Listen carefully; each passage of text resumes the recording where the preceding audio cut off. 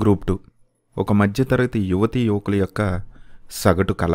రాత్రి పగలు కష్టం, కుటుంబ మరియు ఇతర విషయాల్లో మరియు ఇతర అవకాశాల్లో కూడా కొంత త్యాగం చేయడం, ఒక పక్క ఆర్థికంగా కుటుంబానికి భారంగా తయారవుతున్నామనేటువంటి ఆవేదన, ఈ అన్ని కోణాలను కూడా చూపిస్తుంది ఈ గ్రూప్ 2 ఎగ్జామ్ అనేది. ఒక్కోసారి మనసుని చిత్రవద అనుభవించేలా కూడా చేస్తుంది. ఇది ఎవరికి అర్థం కాదులేండి, అనుభవించిన వాళ్ళకి తప్ప. ముఖ్యంగా 2014 నుంచి చూద్దాం. ఒక్కసారి చిన్న రీక్యాప్ చూడండి. 2014లో రాష్ట్రం విడిపోయింది. ఇప్పుడు 2024, అంటే దాదాపు 10 సంవత్సరాలు గడిచింది. కానీ నోటిఫికేషన్ ఇచ్చింది మాత్రం 3 సార్లే. ఇదేదో ముఖ్యమంత్రి పదవి కోసం ఎలక్షన్స్ నిర్వహిస్తున్నట్లు. ఇప్పుడు చూడండి, 2024 ఎలక్షన్తో 3 ఎలక్షన్స్ గడిచిపోయాయి. ఈ 3 ఎలక్షన్స్తో కేవలం 3 సార్లు మాత్రమే నోటిఫికేషన్ వేశారు. ఏమనాలి వీళ్ళని? ఏమనలేం. ఇందులో 2 నోటిఫికేషన్లు మీరు అబ్జర్వ్ చేస్తే అవి కేవలం ఎలక్షన్ స్టంట్స్ మాత్రమే. ఇది ఎవరు కాదనలేరు. నేనేదో ఒక పార్టీ మీదో లేకపోతే ఏ వ్యక్తి మీదో దుమ్మెత్తి పోస్తున్నానని అంటాం కాదు, కానీ ఇది వాస్తవం. ఎలక్షన్స్ కోసం మాత్రమే వీళ్ళకి గ్రూప్ 2 గుర్తొచ్చింది. ఈ పాయింట్ అవుట్ గుర్తుపెట్టుకోండి. సరే, ఇంకేదో ఎలక్షనో ఏదో ఒకటి తీశారు కదా, ఏదో ఒకటి రాసి ఎలాగోలా కట్టెక్కేద్దాం అని అనుకుంటే ఏపీపీఎస్సీ బోర్డు తెచ్చే సంస్కరణలు అనేవి కట్టప్ప కత్తుల్లో తయారయ్యే అభ్యర్థులకి. ఏపీపీఎస్సీ తీరు ఎలా ఉంటుందంటే, ఆలోచనల్లో దేశంలోనే కాదు ప్రపంచంలోనే అత్యుత్తమం మరియు ప్రామాణికము మేము అని నిరూపించుకోవాలని చెప్పేసి ప్రయత్నిస్తున్నట్టు ఉంటుంది. దానికోసం కొత్త కొత్త సంస్కరణలు తేవటం, సరిగ్గా ఎగ్జామ్ ముందే అంటే నోటిఫికేషన్ ఇస్తారు అన్నప్పుడే సిలబస్లో మార్పులు చేయటం, 1:50 అంటాం, 1:12 అంటాం, నెగిటివ్ మార్కింగ్లు అంటాం, ఇలాగా రకరకాల సంస్కరణలు తీసుకొస్తారు. అంతేగాని వాళ్ళు వాస్తవంగా ఉన్నటువంటి పరిస్థితుల్ని, ఆ పరిస్థితుల్లో ఉన్నటువంటి గ్రామీణ ప్రాంత విద్యార్థులకు ఉన్నటువంటి అవకాశాలు, వాటి మీద వారికి ఉన్నటువంటి పరిమితులు, ఇవేమీ కూడా గుర్తుంచుకోదు ఏపీపీఎస్సీ. నిజంగా ఇవన్నీ అబ్జర్వ్ చేస్తే మీకు అదే అనిపిస్తుంది. అసలు ఎక్కడ కూడా ఏపీపీఎస్సీ వారి గురించి ఆలోచించినట్టు ఉండదు. మా బోర్డు యూపీపీఎస్సీకి ఏం తక్కువ కాదు, యూపీపీఎస్సీ కంటే ఇంకే పెద్దది ఏదైనా బోర్డు ఉంటే దానికి కూడా తక్కువ కాదు, అలా మేము బోర్డుని తయారు చేస్తాం అనే ఉద్దేశంతో వస్తున్నారు తప్ప ఏపీపీఎస్సీ చైర్మన్లు, కార్యదర్శులు వీళ్ళందరూ ఇన్నాళ్ళు ఇలా కొన్ని పోస్టుల కోసం కొంతమంది చదివి ఉంటారే, వాళ్ళు ఎన్నో లక్షలు ఖర్చు పెట్టి ఉంటారే, వాళ్ళు ఏ విధంగా ఈ పరీక్షల్ని అచీవ్ చేయగలుగుతారు, వీళ్ళని ఏం చేయాలి, వీళ్ళ నుంచి ఎలా వడపోత పట్టి ఒక మంచి అభ్యర్థిని బయటికి తీసుకురావాలి లేదా ప్రభుత్వంలోకి తీసుకురావాలి, ప్రభుత్వ సేవలోకి అనేది మాత్రం మనకి అంతగా కనిపించదు. నిజంగా నేనైతే అబ్జర్వ్ చేసింది అదే. ఉదాహరణకి 2014 తర్వాత 2016లో మొట్టమొదటి నోటిఫికేషన్ పడింది. 2014 తర్వాత ఏర్పడినటువంటి కొత్త ఏపీపీఎస్సీ బోర్డు ఏం చేసింది, అప్పుడే ప్రిలిమ్స్ మెయిన్స్ అనే కాన్సెప్ట్ని తెచ్చింది గ్రూప్ 2కి. ఓకేనా? అంతకుముందు వరకు ప్రిలిమ్స్ మెయిన్స్ లేదు. ఏదో 3 పేపర్లో 350, 450 మార్కులు. అప్పుడు దాకా అదే మైండ్ సెట్ ఈ ఎగ్జామ్కి ప్రిపేర్ అయిన వాళ్ళందరిదే. కానీ ఇప్పుడు ఒక కొత్త మైండ్ సెట్ని తీసుకొచ్చింది, ప్రిలిమినరీ మెయిన్స్ అందే. అందరితో ఆగకుండా సిలబస్లో కొన్ని మార్పులు చేర్పులు చేసింది. సరేలే, మనం ఎలాగోలా నెట్టేద్దాం, ఇన్నాళ్ళకైనా నోటిఫికేషన్ వచ్చింది కదా అని ఆ విధంగా ఆలోచించుకున్నారు చాలామంది అభ్యర్థులు. అలా ఆలోచించుకొని మన వాళ్ళు పెట్టిన తర్వాత ఏమైంది, ప్రిలిమినరీ గట్టెక్కారు, ఏదో మెయిన్స్ వీళ్ళు చదివింది ఒకటి, అక్కడ ఇచ్చింది కొంచెం సిలబస్ ఫాలో అయ్యారు కాబట్టి ఏమనుకున్నారంటే కొంత సరేలే ఇలా చదవాలా, సరే ఇలా చదువుదాం. అలాగే మన పక్కనున్న ఫ్రెండ్కి కూడా ఉద్యోగం వచ్చింది అప్పుడు, కాబట్టి సరే మన ఫ్రెండ్ అచీవ్ చేశాడు కదా ఇన్నాళ్ళకి, సరేలే మనకు కూడా నెక్స్ట్ అవ్వచ్చు అని అలాగ ఆలోచించారు. ఆ తర్వాత ఏమైంది, మళ్ళీ ఎలక్షన్ వరకు కూడా నోటిఫికేషన్ వేయలేదు. మళ్ళీ ఎలక్షన్ ముందు చాలా తక్కువ పోస్టులతో నోటిఫికేషన్ వేశారు 2018లో. అప్పుడు వీళ్ళు ఏం చేశారు, మళ్ళీ 1:12 అనేటువంటి నిబంధన తీసుకొచ్చారు. అంటే ప్రిలిమినరీ రాసేవాళ్ళు 1:12. అలాగే మెయిన్స్కి మళ్ళీ ప్రిలిమినరీకి కూడా ఒకే సిలబస్ ఉంటే మంచిది, ఎందుకంటే ప్రిలిమినరీ పాస్ అయిన తర్వాత మెయిన్స్కి పెద్ద టైం లేదని గొడవలు చేస్తున్నారు వీళ్ళు, లేనిపోని బాధ ఎందుకని ఒక సంస్కరణ తీసుకొచ్చారు. సరే గుడ్, ఎలాగో అంతకుముందు అలవాటు పడ్డ సిలబస్, సరే ఈసారి ఎలాగోలా రాద్దాం అనుకొని 1:12లో కూడా సెలెక్ట్ అయ్యారు చాలామంది, 1:12లో కూడా. కాకపోతే ఇక్కడే పెద్ద ట్విస్ట్ వచ్చింది. ఎలక్షన్స్ అయిపోయింది. ఎలక్షన్స్ అయిపోయిన తర్వాత కొత్త గవర్నమెంట్ ఫామ్ అయింది. ఆ గవర్నమెంట్ ఏం చేసింది, ఇంతకుముందు 2016లో ఇచ్చినట్టు పేపర్ ఇవ్వాలి మెయిన్స్లో. జిఎస్ పేపరు, ఎకానమీ పేపర్ అప్పుడు మీరు అబ్జర్వ్ చేస్తే దాన్ని ఇష్టం వచ్చినట్టు ఇచ్చింది. అంతే, బోర్డు ఇష్టం వచ్చినట్టు ఇచ్చింది. ఒక ఎడిటింగ్ సాఫ్ట్వేర్ గురించి ఒక గ్రూప్ 2 అభ్యర్థిని అడిగారు తెలుసా మీకు? సినిమాలకి ఎడిటింగ్కి వాడే ఒక ఎడిటింగ్ సాఫ్ట్వేర్ గురించి గ్రూప్ 2 ప్రశ్నాపత్రంలో అడిగారు. అసలు గ్రూప్స్ చదువుకున్నాడు ఏంటి, సినిమాలకి వెళ్ళడం ఏంటి, ఆ టెక్నాలజీ వీడికి ఎలా తెలుస్తుంది అసలు? సినిమా వాళ్ళే బయటికి చెప్పరు మీ ఎడిటింగ్ సాఫ్ట్వేర్లో ఎడిటింగ్ చేస్తున్నామని. వీడికి ఎలా తెలుస్తుంది? అక్కడే దెబ్బ పడింది పెద్దది. కానీ అప్పుడు కూడా కోలుకోలేదు మన అభ్యర్థులు చాలామంది. ఏమనుకున్నారంటే అప్పుడే సచివాలయం ఎగ్జామ్స్ పెట్టారు మన జగనన్న. సచివాలయం ఎగ్జామ్స్ పెట్టేసరికి సరే సచివాలయం ఉంది కదా, ఇందులో సెటిల్ అవుదాం, తర్వాత ప్రతి సంవత్సరం జాబ్కి వెళ్ళినట్టు తీసేస్తారు కదా, అందులో జాబ్ కొట్టేద్దాం, మనం అందులో కొట్టేసి మనం గ్రూప్ 2 ఆఫీసర్ అయిపోతుంది తర్వాత అని ఈ విధంగా అనుకున్నారు ఒక్కొక్కరు. అంతేగాని పేపర్ ఇలా ఇచ్చారు, ఇలా జరిగింది, వీటిని ఖండిద్దాం అని అప్పుడు ఎవరు అసలు ఎవరు ఆలోచించలా. నాకు సచివాలయం వచ్చింది, నాకు సచివాలయం వచ్చింది, నాకు పీస్ మిఠాయి దొరికింది, అంతే, దీన్ని వదిలేశారు. ఇప్పుడు మళ్ళీ అప్పుడు వదిలేస్తే 5 సంవత్సరాల తర్వాత 2023లో ఒక నోటిఫికేషన్. 5 సంవత్సరాలు అసలు ఎంత పెద్ద సమయం ఇది. పైగా జాబ్ క్యాలెండర్ని ఎంత భయపెట్టారు, 36 పోస్టులు అని. అరే ఇవన్నీ ఇంటే ఒక బాధ, ఒక నిరుత్సాహం ఎంత ఉంటుంది ఒక అభ్యర్థికి. కానీ వాడితో మెంటల్గా ఎంత ఆడుకున్నారు. సరే ఆడుకున్నారు, 5 సంవత్సరాల తర్వాత జాబ్ క్యాలెండర్లో 36 అని చెప్పేసి భయపెట్టి వాళ్ళనంత మానసిక క్షోభకి గురి చేసి వాళ్ళు రోడ్డెక్కేలా చేసి తర్వాత నోటిఫికేషన్ ఇచ్చారు ఏదో, అది కూడా ఎలక్షన్ స్టంట్ కోసం. ఎందుకంటే మనలో ఉన్న వ్యతిరేకత ఉంది కదా, అది పోవాలని. ఓకేనా, వ్యతిరేకత ఉంటుందేమో అని భయం ప్రభుత్వానికి, అందుకని చెప్పి ఎలక్షన్ స్టంట్ కింద ఇది ఇచ్చారు. ఇచ్చేదేదో ఇచ్చారా సవ్యంగా. మళ్ళీ ఇందులో ఏపీపీఎస్సీ దూరి మళ్ళీ ఏం చేసింది, ఎగ్జామ్ నీట్గా కండక్ట్ చేసి ఎక్కడ అవినీతి జరగకుండా సక్రమంగా నిర్వహిస్తే ఏపీపీఎస్సీ సక్సెస్ అయినట్టే. కానీ వీళ్ళు అలాగ ఆలోచించలే, ఇక్కడ మళ్ళీ సంస్కరణలు తెచ్చారు. మళ్ళీ సోషియాలజీ అన్నారు, మళ్ళీ మెయిన్స్కి 3 పేపర్లు ఎందుకు అన్నారు, మళ్ళీ ప్రిలిమ్స్ ఇలాగ అన్నారు, ప్రిలిమ్స్కి ఉన్నవి మెయిన్స్కి ఉండకూడదు అన్నారు.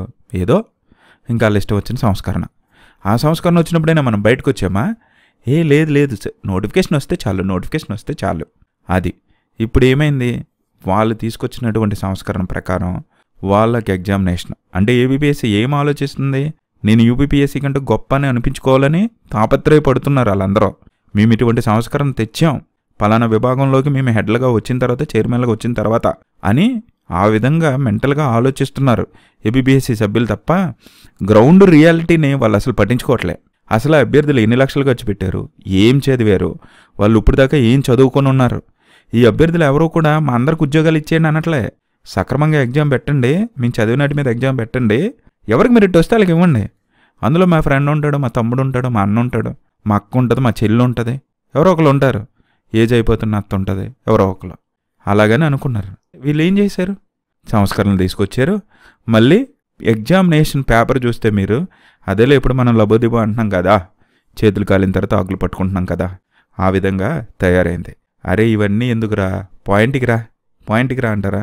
నా పాయింట్ ఒకటే, మీరు గత 3 నోటిఫికేషన్లు అబ్జర్వ్ చేస్తే ప్రతి నోటిఫికేషన్ ద్వారా కూడా మన కొమ్మని ఒక్కొక్కటి కూడా విరగొట్టుకుంటూ వచ్చింది.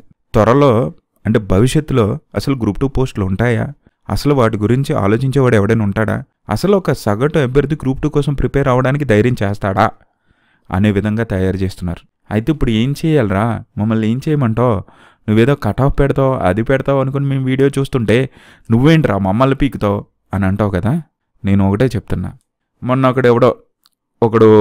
ఎవరో ఒక పెద్ద ఆయన ఒక వీడియో పెడితే దాని కింద కామెంట్ చూశాను నేను. అరే నాకు 64 మార్కులు వస్తున్నాయి, నేను 360 డిగ్రీ యాంగిల్లో చదివాను, 360 డిగ్రీ యాంగిల్లో చదివేసాడటాడు. 360 డిగ్రీ యాంగిల్లో నేను చదివేశాను, సో వీళ్ళందరూ బాధపడుతున్నారు, బాగా చదువుకోవాలి పాస్ అవ్వాలంటే అని అంటున్నాడు. అరే నీకు ఆడికి సమాధానం, అరే నీకు 64 మార్కులు వచ్చాయి కదా, మిగతా 86 ఏమయ్యాయిరా, ఎక్కడ పెట్టావు, వరల్డ్ బ్యాంకులో దాచావా నాన్న, ఎస్బీఐ బ్యాంకులో లేకపోతే ఫిక్స్డ్ డిపాజిట్ చేసావా? అరే నువ్వు మెరిట్ అనుకుంటే నీకు కనీసం 105 100 ఎంతో రావాలి కదరా, నీకు 145 అడగట్లా మిగతా వాడు. ఈ పేపరు నీకు అంత బాగా అనిపించినప్పుడు నువ్వు 360 డిగ్రీ యాంగిల్లో చదివేసావు కదా నాన్న, నీకు ఎంత రావాలి నాన్న? మరి ఏంట్రా నీకు 64 వచ్చిందని చెప్పి ఎక్స్ట్రాలు కొడుతున్నావు. అలాగే పాపం 30 25 ఎంతో వచ్చాయని బాధపడుతున్నారు పేపర్ చూసి. వాళ్ళని ఎందుకురా నిరుత్సాహపరుస్తూ మాట్లాడతావు నువ్వు? నీలాంటి వాళ్ళకి నేను చెప్పేది ఒకటే, పక్కెళ్ళు ఆడుకోమ్మా, ఇంకొకడు వస్తాడు. అరే వీళ్ళని అందరిది తప్పురా, ఈ రాసిన వాళ్ళు ఉన్నారే సరిగ్గా చదవర్రా, మాట్లాడితే సెల్ చూసుకుంటే ఇన్స్టాగ్రామ్లో ఉంటారు, సరిగ్గా చదవరు. అయినా గ్రూప్ 2 కోచింగ్ మీద 5 ఏళ్ళు ఏంట్రా, వీడు కరెక్ట్గానే ఎగ్జామ్ పెట్టాడురా, కానీ వీళ్ళు చదవక సరిగ్గా పాస్ అవ్వక గవర్నమెంట్ మీద పడుతున్నారా అని అన్నాడు. ఆయన ఏమనాలి, నాకు అర్థం కాల. కానీ ఆలోచించా. ఆడికి గ్రూప్ 2 అంటే ఏంటో తెలీదు, సిలబస్ అంటే ఏంటో తెలీదు, అసలు రాజ్యాంగం ప్రకారం ఒక ముఖ్యమంత్రిని ఎలా ఎన్నుకుంటారో తెలియదు అడిగి, అసలు ఎంపీ ఎలక్షను ఎమ్మెల్యే ఎలక్షన్ తేడా ఏంటో తెలియదు అడిగి, అసలు తెలంగాణలో అప్పుడు ఎందుకు ఎలక్షన్ జరుగుతున్నాయి, ఆంధ్రాలో ఇప్పుడు ఎందుకు ఎలక్షన్ జరుగుతున్నాయి కూడా తెలియదు అడిగి. అంత దద్దమ్మాడు. అలాంటి వాడిని మనం ఏం కామెంట్ చేయలేం అని పక్కన పడేయటమే, ఆడి మీద జాలిపడి క్షమించేయడమే. నేనేమంటున్నానంటే ఇలాంటి కామెంట్లన్నీ వస్తున్నాయి కదా, దానికి మనం కూడా కొంత కారణమే. చదవడమో ఇదా తప్పు చేశారని నేను అనట్లా. కానీ ఇలా కొత్త సంస్కరణలు వస్తున్నప్పుడు, ఇలా సిలబస్లు చేంజ్ చేస్తున్నప్పుడు, ఇలాంటప్పుడు మనం ఎవరం ప్రశ్నించవేంటో. మనకి అయిపోద్దులే, మనం గొప్పలమే, మనం బాగా చదువుతాం, మనకు అప్పుడు ఇంటర్లో 1B 75 వచ్చేసాయి కదా, ఇలా అనుకుంటాం.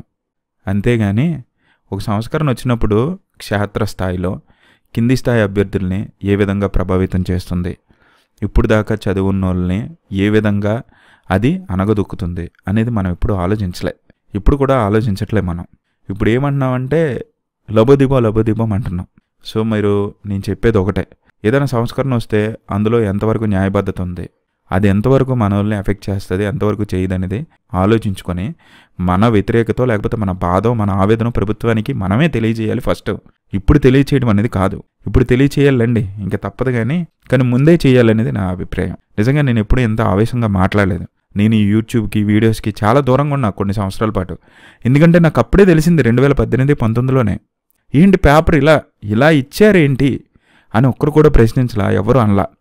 Out of the syllabus questions వస్తే మీరు ఏం చేశారు అని ఒక్కడు కూడా ప్రశ్నించలే, ఎవడేమనలే, అందరూ చేతులు కట్టుకొని కూర్చున్నారు. ఇంకంతే, నాలాంటి చిన్న వయసులు ఇంకా ఉండిపోతాయి అనుకోండి, అలా జరిగింది. కాబట్టి ఇప్పుడు నేను ఒకటే చెప్తున్నా, కట్ ఆఫ్ గురించి ఎక్కువ ఆలోచించకండి. మీరు మీ ప్రయత్నంగా ఇప్పుడైనా సరే అందరికీ న్యాయం జరగాలని చెప్పేసి తోడుగా రండి. అంతేగాని నేను తెప్ప దాటేశాను అని చెప్పేసి ఇతరుల పట్ల తక్కువ చేసి మాట్లాడకండి. ఇతరుల ప్రిపరేషన్ని, వాళ్ళ డెడికేషన్ని, వాళ్ళు ఖర్చు పెట్టిన డబ్బులు, వాళ్ళ సమయాన్ని తేలిక చేసి మాట్లాడొద్దు. దయచేసి ఇది నా విన్నపం అందరికీ కూడా. తేలిక చేసి మాట్లాడొద్దు. ఆల్రెడీ ఏపీపీఎస్సీ తేలిక చేస్తుంది. ఎలాగా? మీరు యూపీపీఎస్సీకి సరిపోరా అని. యూపీపీఎస్సీకి సరిపోతే యూపీపీఎస్సీ ఎగ్జామ్సే రాసుకుంటాం కదా, ఏపీపీఎస్సీ ఎగ్జామ్స్ ఎందుకు రాస్తాం మేము అని మీరు చెప్పరు. అందుకని ఏపీపీఎస్సీ అలా ఆలోచిస్తుంది. గవర్నమెంట్ కూడా మన గురించి ఆలోచించదే, అది కూడా మనల్ని చీప్గానే చూస్తుంది. ఎందుకంటే దానికి ఎలక్షన్స్ వచ్చినప్పుడు గుర్తొస్తాం, ఇంకెప్పుడు గుర్తురాం. అలాగని ప్రభుత్వానికి మన గురించి తెలియజేస్తున్నారా? మీరు తెలియజేయట్లా. కాబట్టి దయచేసి నేను చెప్తున్నా, మీకు ఎవరికైనా వస్తే వచ్చినాయిరా బాబు 50 దాటి, కానీ పక్కోడిని చెయ్యొద్దురా. అలాగా బాధపడుతున్నారా పిల్లలు. నీకు 50 దాటి వస్తే నువ్వు దేవుడారా? నీకేదో 140, 150 లేదా 149 వచ్చినట్టు బిల్డప్ కొడతావు. దయచేసి ఆ పిల్లల్ని ఏం చేయకు. నేను పిల్లలందరికీ చెప్పేది ఒకటే, గత 3 నోటిఫికేషన్లో కూడా ఇదే జరుగుతుంది. సార్లందరూ ఎవరైనా సరే ఇన్స్టిట్యూట్ వాళ్ళు చెప్తే ఈ విషయాలు మీరేమనుకుంటారంటే, ఇన్స్టిట్యూట్ వాళ్ళకి భవిష్యత్తు ఉండదు, వాళ్ళు రేపొద్దున ఎలా వ్యాపారం చేసుకోవాలా అని చెప్పేసి మీరు అలాగ వాళ్ళ మీద నిందలేస్తారు. కానీ గత 3 నోటిఫికేషన్ల నుంచి జరుగుతుంది ఇదేనమ్మా. ఇప్పుడు మీరు బలయ్యారు కాబట్టి, ఫైనల్ టచ్లో మీరు బలవుతున్నారు కాబట్టి మీకు ఆ ఆవేదన వస్తుంది. సరే, ఇప్పుడైనా సరే అందరూ కలిసికట్టుగా పోరాడండి 1:100కి. ఓకేనా? ఇదొకటే నేను చెప్పాల్సింది, ఇంకేమీ లేదు. నేను మిమ్మల్ని బాధ పెడితే చాలా రోజుల తర్వాత ఈ వీడియో ద్వారా నేను మిమ్మల్ని బాధ పెడితే క్షమించండి. కానీ నేను వాస్తవాలు చెప్పడానికి మాత్రమే మాట్లాడానమ్మా, వాస్తవాలు మాత్రమే. Thank you.